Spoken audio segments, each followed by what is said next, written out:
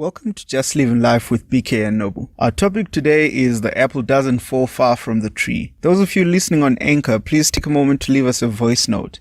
Ask us a question, tell us what you think, anything really. With your permission, we'd love to feature it in one of our future episodes.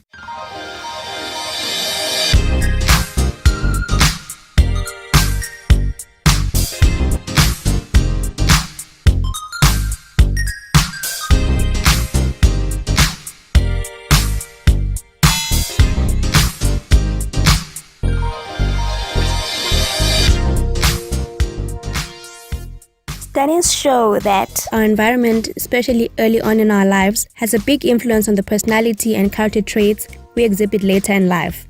By environment, it can range from the type of school you went to, the way your teachers related with you and taught you and related with other students as well, the type of friends that you chose for yourself at school, and it can also go to church, the type of friends you had at church as well, how your youth leaders were, and it can also go mainly to the home. So how your parents interacted with each other, how your parents interacted with you, how your siblings interacted with you as well, all come together to form the person that you become later in life. In my home language, we have this thing called ufuzo.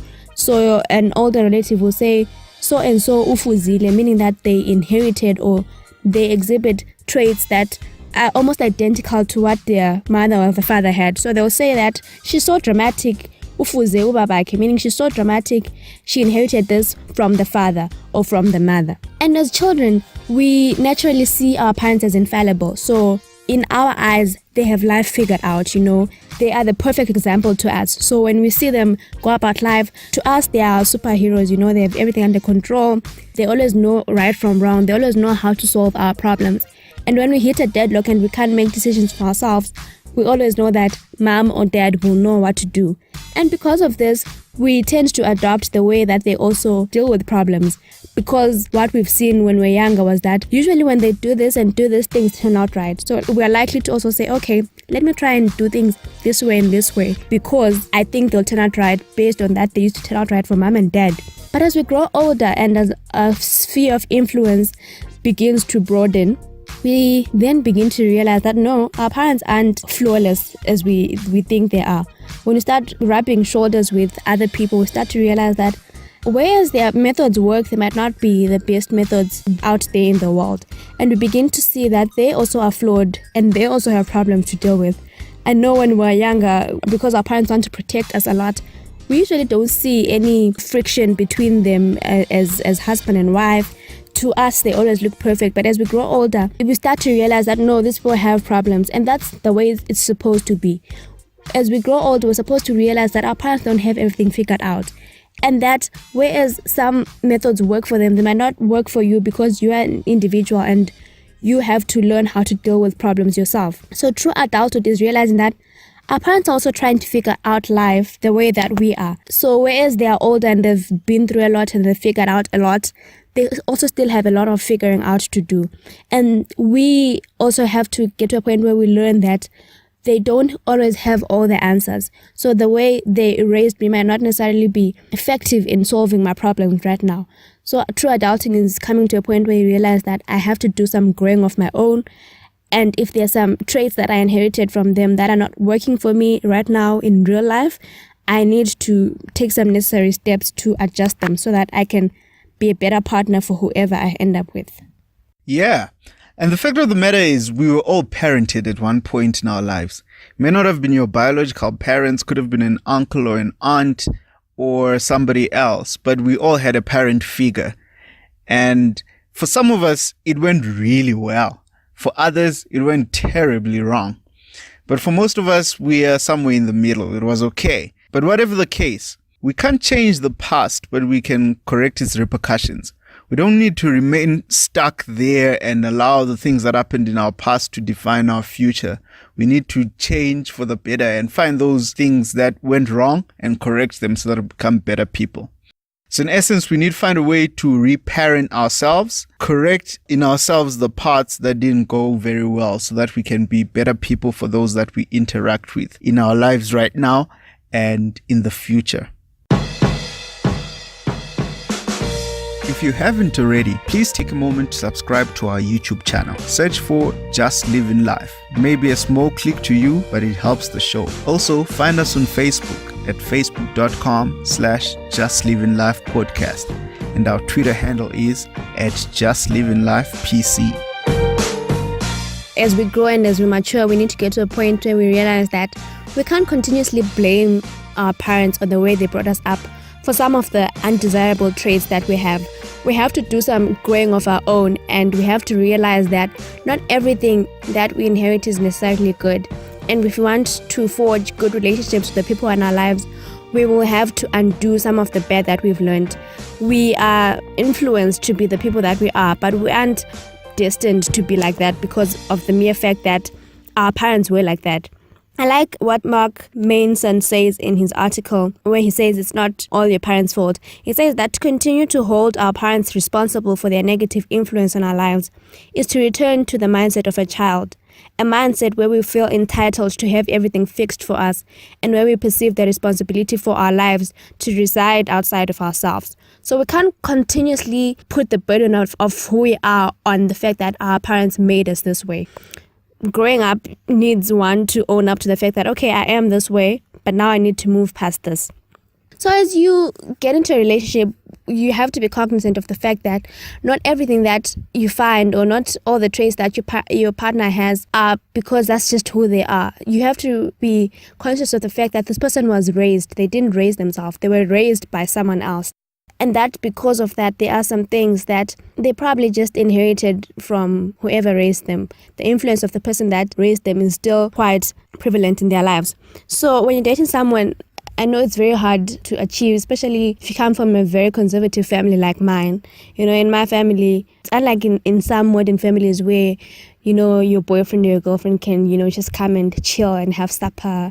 Be like, Mom, Dad, this is my boyfriend, so and so. And then next week, when you break up, you're like, oh, we broke up, now it's so and so. I come from a conservative family, so it might not be possible.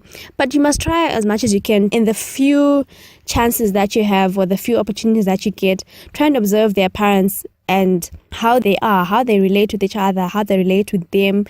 And if you have the privilege of meeting them officially, how they relate with you, and also the environment they grew up in. So you need to really be conscious of the fact that there are a lot of surrounding circumstances that mold a person. A person isn't just who they are because of a decision that they made. There is a lot that goes into forming and shaping a person. So you need to expect that all the traits that you see in their parents might possibly pop up in them. And after observing some traits that you like or you don't like, it's probably good to talk to your partner to say, okay, I noticed that your parents do this way. What do you think about doing things this way? You'll be shocked. Maybe they also realize that, okay, this is not the best way to forge ahead, or they might not see anything wrong with that. And where you see something wrong with that, that's now an opportunity for you guys to work on your relationship. So you can say, okay, I noticed that your dad does things this way. And you're likely, because you were close or you spent a lot of time under his influence, you're also likely to behave this way. But at home, we do it this way. And so we need to reach a middle ground because we don't want a relationship where you do things your way, I do things my way, and there's friction. So you get to a point where you say, you know what, okay, let's talk. How do we meet halfway without you having to totally undo yourself, especially if it's something trivial? You're saying without me having to totally undo myself and you having to totally unlearn and undo yourself, can we negotiate and meet a ground where we can merge our personalities, merge the fact that we grew up in different environments to form a new way of dealing with things? So let me give some specific examples of aspects that you can look at as you are going through this exercise with your partner. The first thing is communication patterns. Now, communication is a big thing in relationships, and we all need to have the right communication habits. But the problem is communication habits vary very much between families. And so there may be some aspects in the other family that are not really good communication skills, but because they've existed in the family for so long, they've accepted it. It's a normal part of the way they communicate. And to them, it's totally okay. But as you look at it, you realize that you are uncomfortable with that. And you would not be able to live with somebody who communicates like that. there's a good chance that your partner will have that. So talk about it. Second thing is expectations of common courtesies. So maybe she comes from a family where the father always opens doors for the mother or buys flowers. Now, she will reasonably expect you to do the same. If you come from a family where that does not happen, then the two of you need to find a way to make it work, because she will expect you to buy flowers. She will expect you to open doors for her. The third thing is abusiveness. It's possible that over time, one family has a pattern of abusive behavior or abusive speech, and it's something that's tolerated in the family because it's happened for so long. And the children have picked up on that and they communicate that way. And it's now become a normal part of the way that the family communicates. But you look at it and it's a complete shock to you because it's clearly abusive and you've not met anything like that. Point those things out. Make sure that you find a resolution. You discuss a way forward. The other thing is household habits. Now, it's possible that she comes from a family where when the dad gets home, he kicks off his shoes and throws his socks all over the place. And the mother has to follow, picking up the socks and the shoes. She might also have the habit that when you get home, you can just throw your clothes everywhere. And then now comes this guy who comes from a family where everything is cleaned up properly. And now there's this lady who's throwing things all over the place and he's very uncomfortable with it. Or maybe in the family, the father does the dishes and irons the clothes and does the laundry. And now she has an expectation that you, as the new father in this new family, also have to do the dishes and iron the clothes and so forth. And you've never seen that before. And then finally, on a lighter note, look at physical appearance. If his father is balding and losing hair, there's a pretty good chance that he will also be balding and losing hair at his father's age. If the mother has some kind of physical appearance or physical trait that you don't like and you're looking at it and it's present, there's a good chance that the girl at that same age will have those physical traits. So look out for those things. I'm not sure what you can do about physical traits, but the whole idea with all of this is not to say when you see traits that you don't like, then run. But the idea is to say when you see those traits, sit down, discuss with your partner, try and figure out ways that those things can be corrected. As the guy, look at your father, find out what bad traits he has and what bad habits he has that you can correct in your own life. As the girl, do the same with your mother. As the girl, look at your father and look at his habits and try and ask yourself, what expectations do you have based on your father's habits and behaviors? And as a guy, do the same with the behaviors and habits of your mother. As for physical appearance, I think I've had to reconcile myself with the fact that you're gonna bald very soon. You've already started balding, so yeah, I'm fine with that now. And as for looking young and looking good, I think my mom is doing a pretty good job at her age, so I think you're safe. You're gonna have a sweet 16 for a long time. But like I said at the beginning of the episode, because the things that we've adopted from how we grew up are things that we were exposed to at a very young age, at an age where we were innocent and we thought that everything that happens at home or the way that our parents deal with situations is the ideal way to deal with situations. Those things have been in our lives for such a long time that it's possible that we don't see anything wrong with them anymore. So I think it's a good exercise for a couple to take time to evaluate each other's families so they can point out some things that they might think might be problems in the future.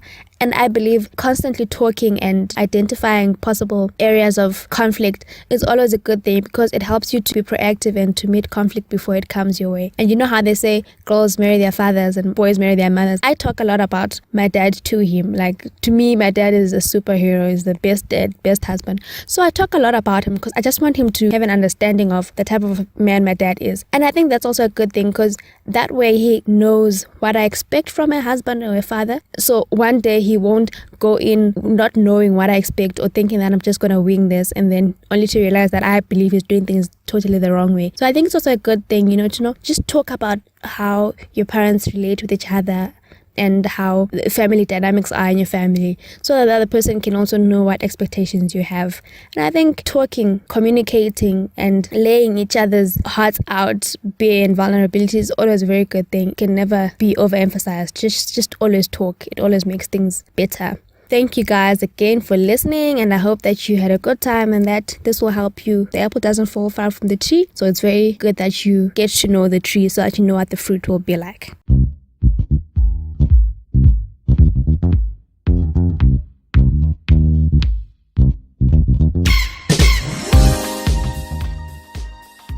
As always, we hope this content is as helpful to you guys as it is to us. On a different note, we're almost at 1,000 minutes of playback on our YouTube channel. Help us get to 1,000 and help us celebrate. We know it's a small milestone, but every sign of growth is a big win for us.